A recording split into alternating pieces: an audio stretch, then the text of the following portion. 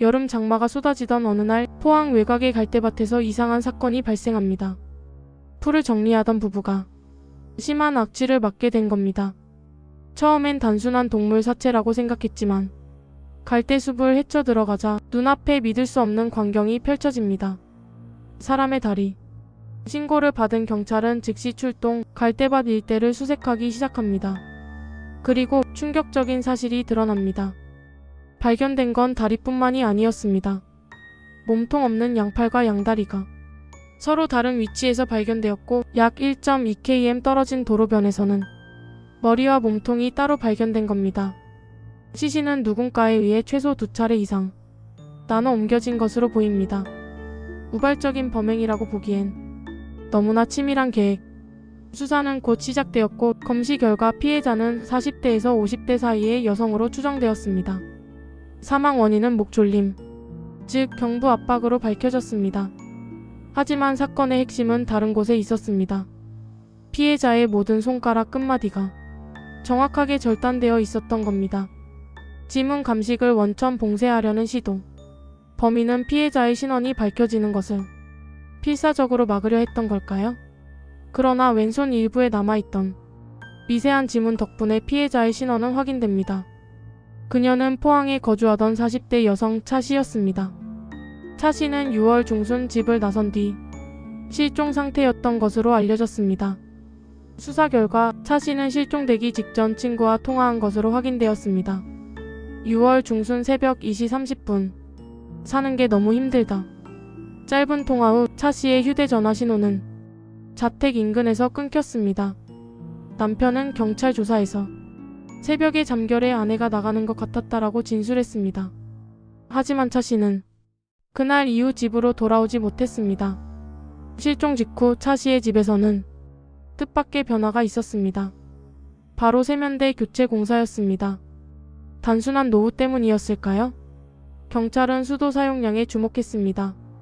평소 월 평균 15톤이었던 수도 사용량이 차 씨 실종 직후 한 달 동안 50톤으로 급증한 겁니다. 전문가들은 혼자 사는 남성이 사용하기에는 비정상적으로 높은 수치라고 지적합니다. 혹시 누군가가 흔적을 지우려고 했던 건 아닐까요? 시신이 발견된 갈대밭은 좁은 차량 진입로 안쪽 깊숙한 곳에 위치해 있습니다. 밤에는 더욱 어두워 잘 보이지 않는 곳.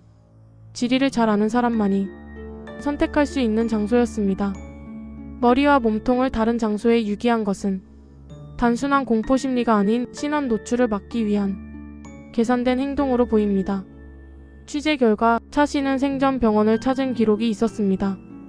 폭력 의심 정황이 포착된 겁니다. 하지만 남편은 아내에게 의심받을 만한 일을 한 적이 없다며 강력하게 부인했습니다. 오히려 아내의 평소 생활 태도를 문제 삼았습니다. 전문가들은 이 점에 주목합니다.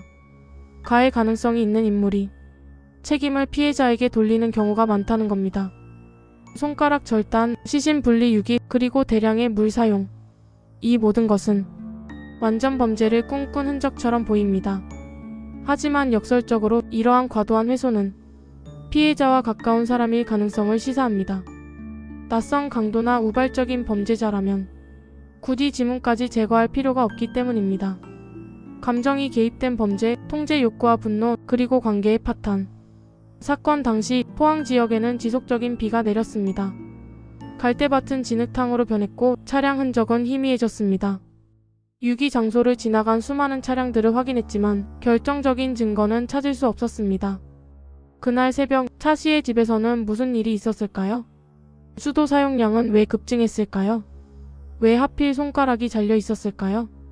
그리고 왜 유기 장소는 남편이 생활 반경과 겹쳤을까요? 범인은 지문을 잘라내고 시신을 훼손하여 유기했으며 비 오는 날씨를 이용했습니다. 모든 것을 지웠다고 생각했을지도 모릅니다.